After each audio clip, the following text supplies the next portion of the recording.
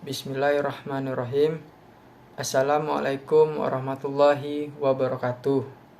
Saya Ahmad Taufik Ramadan dari kampus Universitas Sriwijaya Palembang.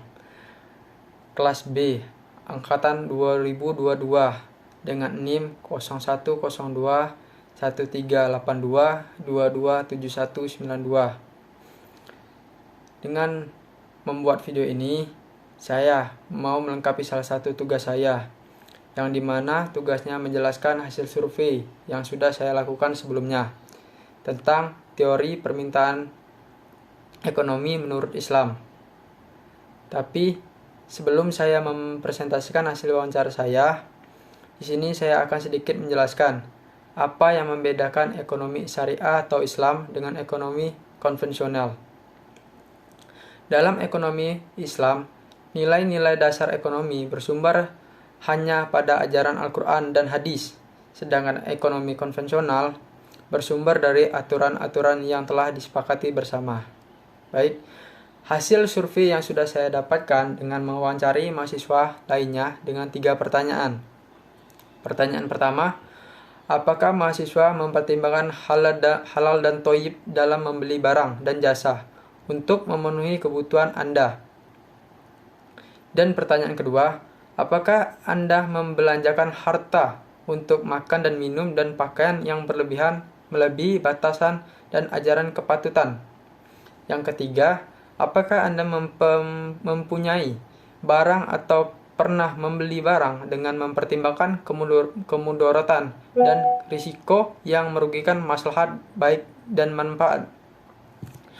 Untuk jawaban soal pertama, apakah mahasiswa mempertimbangkan halal dan thayyib dalam membeli barang dan jasa untuk memenuhi kebutuhan Anda? Mayoritas jawaban mahasiswa, mereka menjawab iya atau mempertimbangkan barang dan jasa yang mereka beli. Apakah barang itu halal dan thayyib? Dikarenakan dalam agama Islam sudah sangat jelas mengatur umatnya untuk selalu mengonsumsi barang yang halal dan thayyib, yang sudah dijelaskan surat Al-Baqarah ayat 168 yang berisi, "Wahai manusia, makanlah makanan yang halal dan baik yang terdapat di bumi, dan janganlah kamu mengikuti langkah-langkah setan. Sesungguhnya setan itu musuh yang sangat nyata bagimu." Maka dari itu, mahasiswa mengkonsumsi barang halal dan thayyib untuk menjaga pikiran, moral, dan akhlak mereka. Dan namun tak sedikit pula mahasiswa yang tidak memikirkan barang yang mereka beli halal atau haram atau thayyib barang tersebut. Karena faktor yang seperti kita tahu, pergaulan mahasiswa yang kita tahu ini ada yang baik, ada juga yang buruk. Jadi sebagian dari mereka tidak mementingkan barang tersebut halal atau haram. Mereka hanya memikirkan apa yang mereka inginkan. Dan pertanyaan kedua, apakah Anda membelanjakan harta untuk makanan dan minuman dan pakaian berlebihan, melebihi batas dan ajaran kepatutan? Mayoritas jawaban mahasiswa, mereka menjawab tidak, karena mereka masih membeli makanan dengan batas kewajaran, karena kebanyakan dari mereka anak rantauan, jadi mereka kebanyakan menjaga keuangan mereka untuk berhemat. Maka dari itu mereka tidak berlebihan. Dan tidak sedikit pula mahasiswa yang tidak memikirkan untuk membeli barang atau jasa tersebut apakah itu berlebihan, karena mereka mengutamakan apa yang mereka inginkan dan tidak memikirkan apa yang mereka butuhkan. Mereka ingin contoh barang mereka inginkan seperti sepatu, handphone, dan jam tangan. Itu barang-barang yang mungkin berlebihan. Terkadang barang-barang mereka masih bagus, tapi mereka membeli lagi yang baru.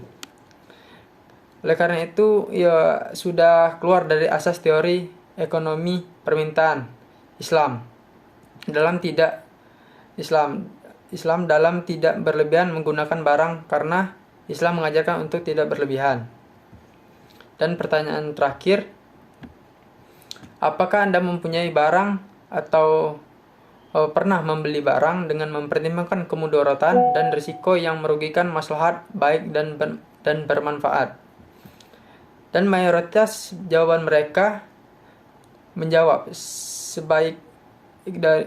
sebagian dari mereka masih mempertimbangkan maslahat dan mudaratnya, bervariasi tergantung frekuensi individu, dan sebagian dari mereka mempertimbangkan dampak sosial dan etika dalam membeli barang seperti produk ramah lingkungan dan mendukung produk produsen yang berprinsip. Dan tidak sedikit juga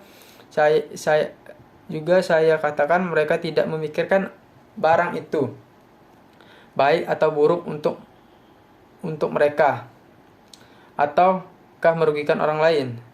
Tapi masih banyak juga mahasiswa yang mempertimbangkan soal tentang kemaslahatan barang tersebut. Apakah barang tersebut barang mudaratnya baik atau baik untuk dirinya maupun orang lain.